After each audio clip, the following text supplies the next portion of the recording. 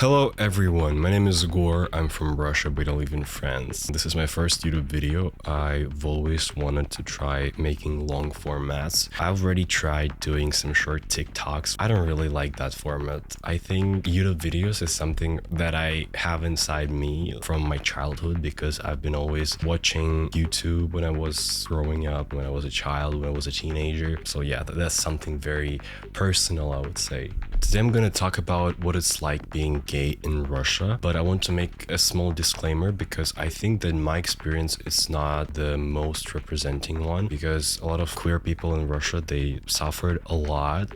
So my example is more or less good example, I would say, because I was very lucky and I was really privileged because I come from Moscow. Moscow is a very open-minded place, actually. I was really lucky that I was born there, that I was born in a family that wasn't crazy. All of my family members, they were quite accepting. And of course, even in Moscow, life before the start of the full-scale invasion of Ukraine was completely different. Now things are deteriorating, that's for sure. I left Russia in 2024, so a lot of things have already changed, unfortunately. But I still want to talk about my experience and my story, even though it's positive but not completely, because I think it's interesting to just look into it and understand that there was a brighter side in terms of queer life, queer acceptance in Russia, that not every experience is horrible, is full of hate, full of bullying and so on. I also want to talk about personal emotional aspect. I also don't really like making my sexuality part of my identity. A lot of people, they're making whole blogs about being gay in Russia, about anything queer related, and sometimes it's good, but it's just not my thing, and I don't really plan to make all of my videos about that topic. But I really want to start with this topic because it's something that is very bright about me, because I come from a very unique place in terms of that, and I think it would be very interesting for foreigners. That's why I'm not doing it in Russian or any other language. I'm doing it in English in order to be as accessible as possible. I want to start with the part of my coming out. Actually, I've never had a coming out. I've never lied to anyone about my sexuality. Maybe there were some small moments where I had to, but I don't remember them. All I remember is that I always avoided talking about my romantic experience. I tried to use gender neutral language. It was really hard because the Russian language is very gendered. It's very hard to avoid those small details and pronouns, but I still managed to do that. Maybe sometimes it wasn't really natural, and by that people understood that I was talking about someone whose gender I don't want to disclose. It all started when I was 13. Back then, I didn't want to come out to my family, to my mom. I thought that I would wait until 18, even though my mom wasn't a homophobic person, but still I realized that it would be hard. I came out when I was 13. After some argument, I just spilled it out without thinking about consequences, but fortunately it wasn't very bad. For any person in Russia, for any parent in Russia, it would be very concerning, very disturbing when your child comes out, because you're going to be scared for their life. So that's why it was quite hard for my mom in the beginning, but she was trying to accept me, and eventually she did accept me, and I'm very grateful for that. I'm very happy that I was lucky, because in most of the families, even in Moscow, all across Russia, it is something that is very tricky, and older generations, they don't really get that. Some of them do get it, of course, and Russia is way better than other countries of Asian continent or Africa or Muslim world.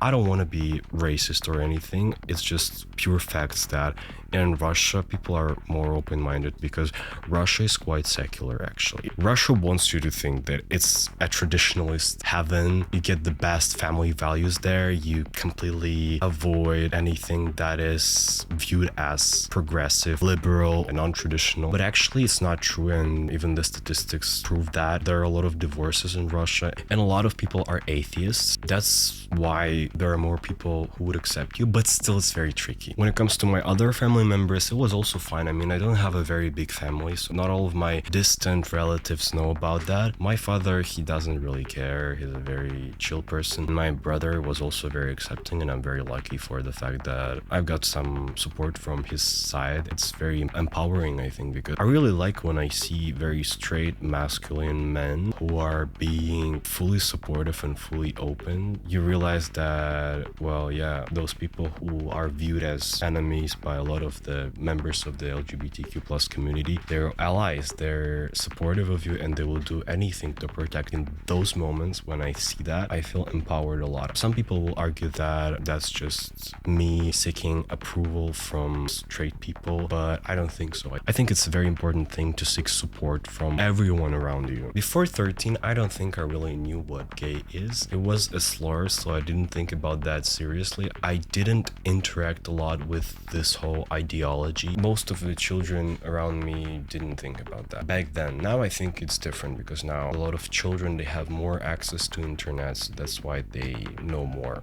I remember being bullied for being gay only once, and I don't think I identified as gay back then, but people around me, they noticed some things. I don't know what things exactly, because I didn't act in a feminine way or anything like that, and I just entered a new class. I had to move from one class to another. It was a very traumatizing experience, so I was very quiet and shy, and I think that's why they started bullying me and calling me gay. I mean, not everyone, and it didn't last long, so it was pretty chill eventually. It happened when I was 12 or 13, and after that it all stopped, fortunately. I remember actually that I had a lot of queer students around me, not in my class. I remember seeing some openly gay guys. There was one guy who didn't hide his identity, and some people were making fun of him, especially one of my friends back then, but I don't think it was very serious. Overall, I think no one cared about him. Maybe he faced some problems, I don't know. I wasn't friends with him, but I just remember that I saw him, and I remember that this person had courage to tell about his identity, and I think it was in 2018 or something like that. I also remember some trans guy from my school. I didn't talk much to him, but I just remember that those people existed and they were visible. This fact that I saw them tells a lot about that period, because in 2018 and 2019, especially during the COVID time, queer people, they were becoming more and more visible all over Russia, but mostly in the big cities. And I went to school in the very city center of Moscow. People there were quite more open-minded. I think that Moscow is a very open-minded European place. At least it used to be. Now, because of the war, of course, it has changed. I'm not sure about the mentality and the mindset of the people, how much it has changed, but because of the laws, simply because of the government's rhetoric, it's very hard to be visible, and people are just afraid to stay visible. I also remembered some open-minded teachers who weren't afraid of censorship, and they were speaking out about queer rights, not openly and not deeply. They didn't hide the fact that they weren't against that, because like sometimes you might discuss something like that, or the students are discussing something like that, and then the teacher is like, oh no, stop saying that, it's homophobic or something like that. I remember those moments, and that's really fascinating in my opinion. After the start of the full-scale invasion, I also remember some teachers speaking out against the government in a very subtle, in a very neutral way, but everyone understood what they were meaning. And I remember also some students who were trying to express their disapproval of the war. The thing that I want to show you is not that everyone in Russia is against the war. Of course, I think almost the majority or half of the Russian population would be supportive of what Putin is doing and what government's actions are. But in Moscow, especially in the city center, where lots of rich, educated, bourgeois people live, the attitudes towards politics and towards human rights are a bit different. Yeah, I think the correlation here is very strong. If you are rich and if you have access to education, to traveling to Europe, for example, traveling to other countries, you have a good English level, you are going to be more open-minded than everyone around you. That just works like that. Now I'm gonna talk about partying and one of my favorite districts in Moscow, which is called Kitai-Gorod. Before the war, this place used to be very popular among queer people. It was actually some spot for everyone, for all the marginalized groups, for all the niche alternative people. I think in this place you could see neo-Nazis sitting next to some people with colored hair and rainbow pins on their bags or something like that. And it was really weird, yeah, because everyone was there. A lot of them were queer, and I remember that from when I was 14, I think. I also remember walking there with my straight friend that I had had crush on, and we were holding hands. I don't know why. He was just making fun of me. I don't know why he did that, why he allowed to do that. But we were very young. We were 14, I think. And we were walking there and no one cared. I mean, people were looking at us, of course, and it's not a very common thing, but no one started saying anything. When you start talking to teenagers, to young people who are hanging out in that district, they were very supportive, and I think I could find a lot of supportive and open-minded people there. And also there are some gay clubs there. Now I'm going to talk about COVID times because they were really game-changing. During COVID, the TikTok was on its rise. A lot of Western narratives were entering Russia, especially those queer LGBTQ plus related. And I think that queer agenda saw a lot of attention back then. We had lots of queer influencers. We had lots of talks about pronouns, about non-binary people. I remember that everything that you had in the West, we also had that, but just on a smaller scale, and mostly it was concentrated in the big cities, in Moscow at least. I even remember some influencers from TikTok being cancelled for acting in a homophobic way. Today, that would be impossible. I cannot imagine anything like that happening today in Russia. His name was Volodya XXL. He said something against gay people. He even had an interview with a very big Russian gay influencer. Now she has transitioned, but back then she was a very controversial and very scandalous Russian makeup influencer. She was wearing very heavy makeup and everyone was making fun of her, but she was a very big personality in Russia. A lot of people knew about her. And she was interviewing this homophobic influencer, trying to figure out why he thinks like that. And it was really funny. And eventually this guy, he changed his mind. And they made another interview when he was flirting with Milana. And I was like, what the hell? And we've got lots of queer people on Russian social media. We have got lots of gay people on Russian television. There are lots of gay men among famous Russian singers. I disrespect lots of them because some of them are closeted, but you can clearly tell that they're gay, and there are a lot of rumors, facts, and leaks that prove that they're gay. And I think that now in Russia, it's a very controversial opinion, but I think some of you will agree with me. If you're a queer person and you're very famous, you don't have a right to be in closet. Having this privilege of buying houses, going abroad, keeping this popularity is something that is not accessible to an ordinary queer person. An ordinary queer person in Russia is facing discrimination, must hide their identity, their partners. So all these people like Philip Kirkorov, Nikolai Baskov, Alexei Zhitkovsky, I disrespect all of them. I condemn them. I think they should all come out and start speaking out against all the horrible things that are happening right now. Because if some old lady from a small city in Russia saw that her favorite singer is openly gay and doesn't support what's happening, maybe this random woman would have changed her mind and will not harass her queer child if she has one. In Russia, you don't get death penalty for being gay. That you can get a fine for gay propaganda. You can get into trouble.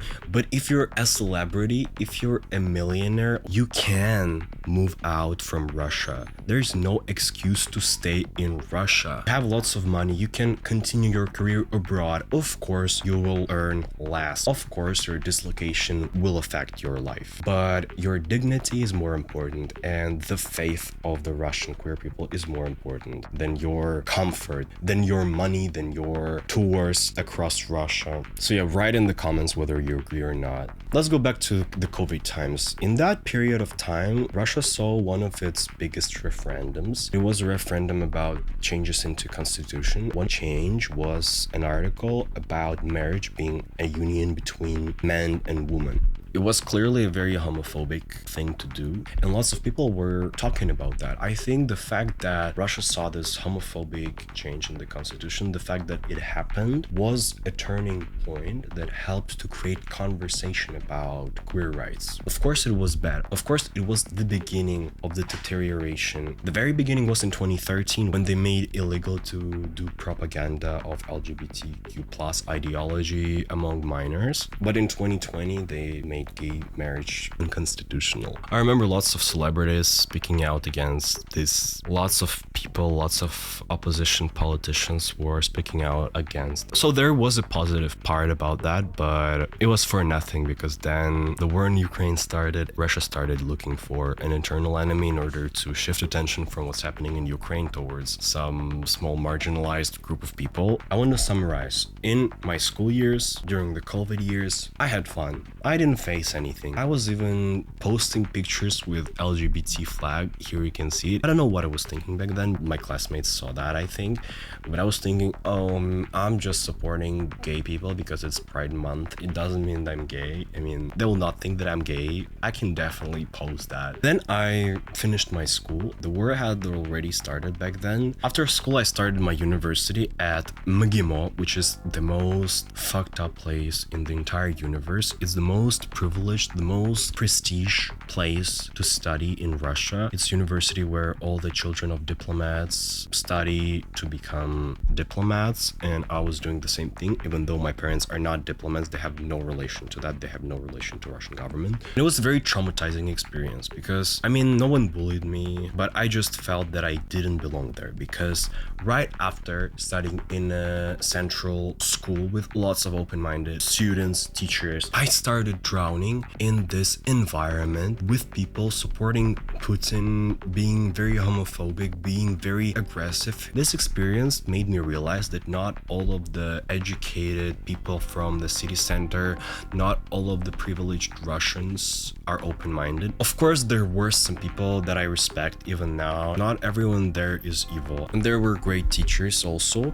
But overall, everyone was homophobic. Everyone was pro-war. Everyone was hateful. But despite that, I managed to find an LGBT club within this university, which was very shocking because you would expect this club to exist anywhere but not in this place. It was very private, and I was really lucky that I managed to get into it. They didn't have any social media because the war had started. The environment had changed completely, so they had to hide more. Before that, before the war, during the COVID times, they were more open. They had social medias and they were recruiting people more actively. They decided to close all their social media. That's why it was really hard to get into this place, but I managed to do so because I wanted to join them even before I entered this university, and I saved their social medias, and that's why I was able to contact them. But now it's almost impossible to get there. I think they're very brave for doing that. They're very brave for trying to unite people, and I think it's very cool. There was one concerning thing, because when I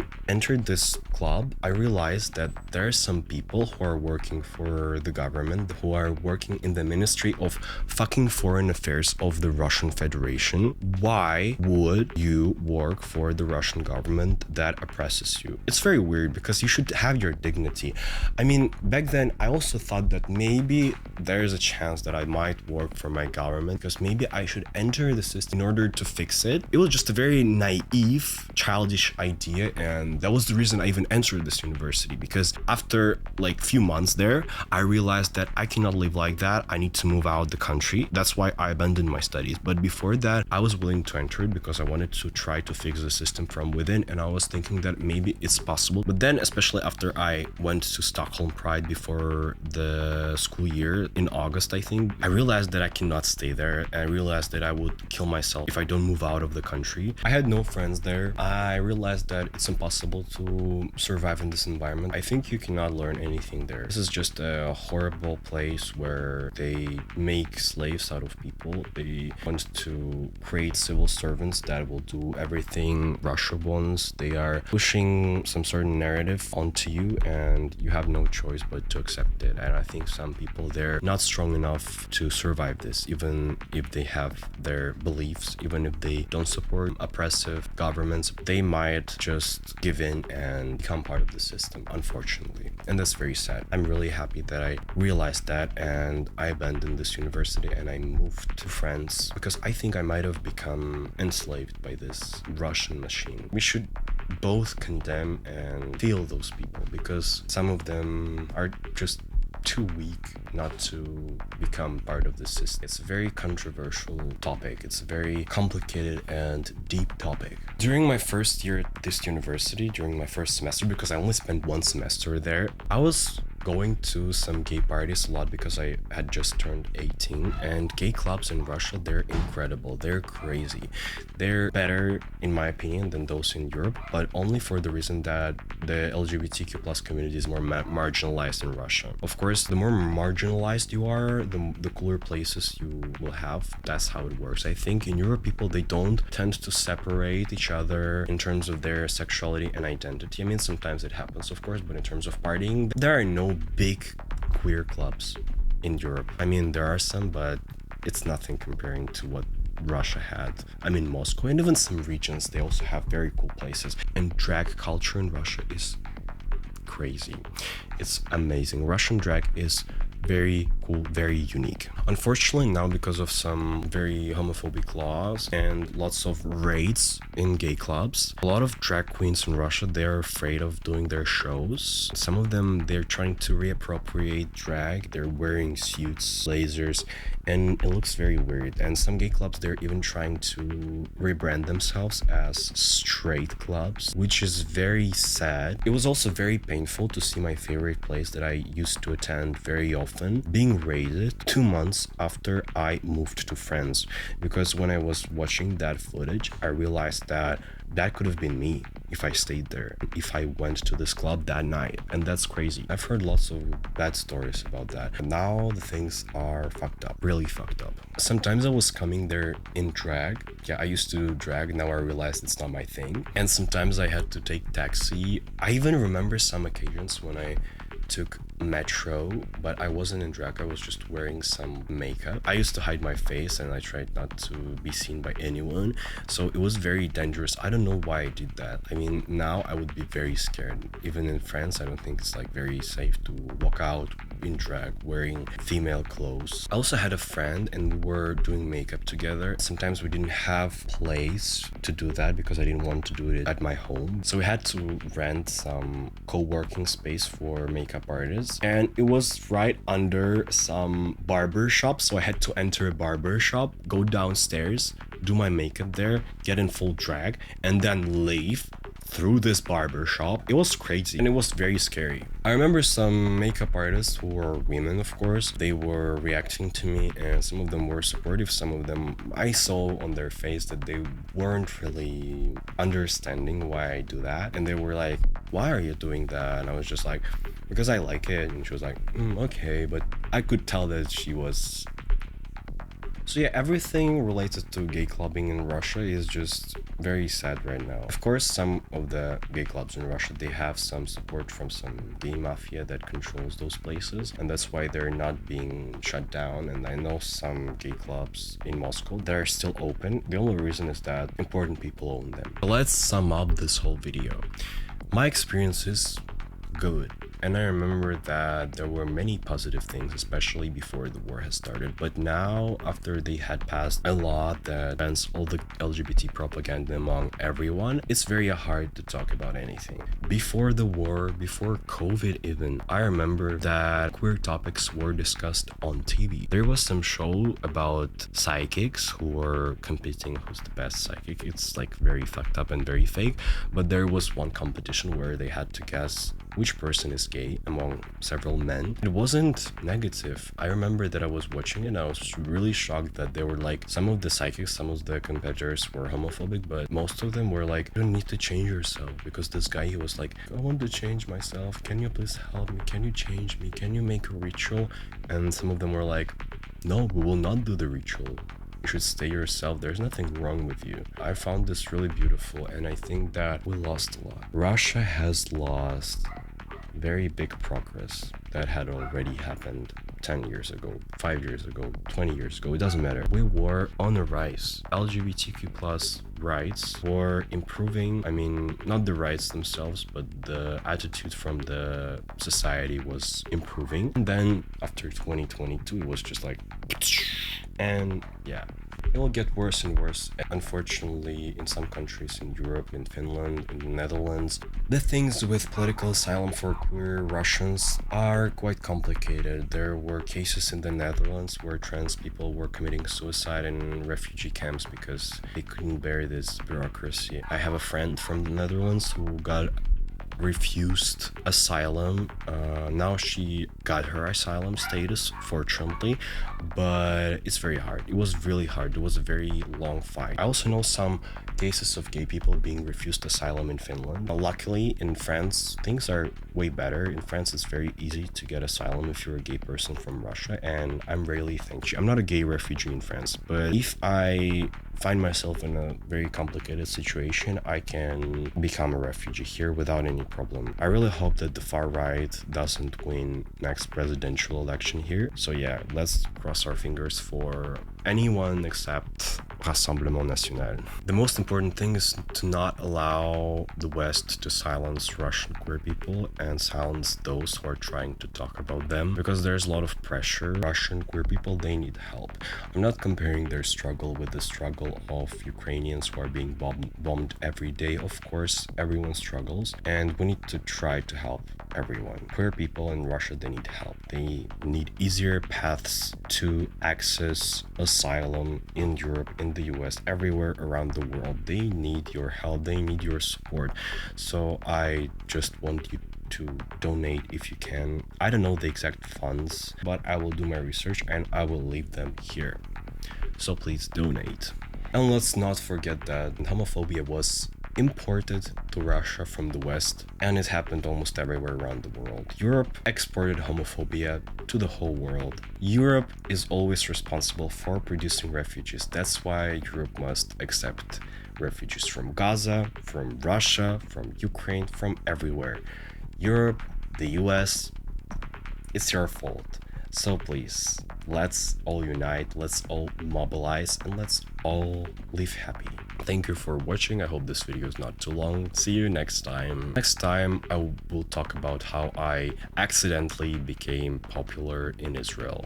Yeah, my life is crazy.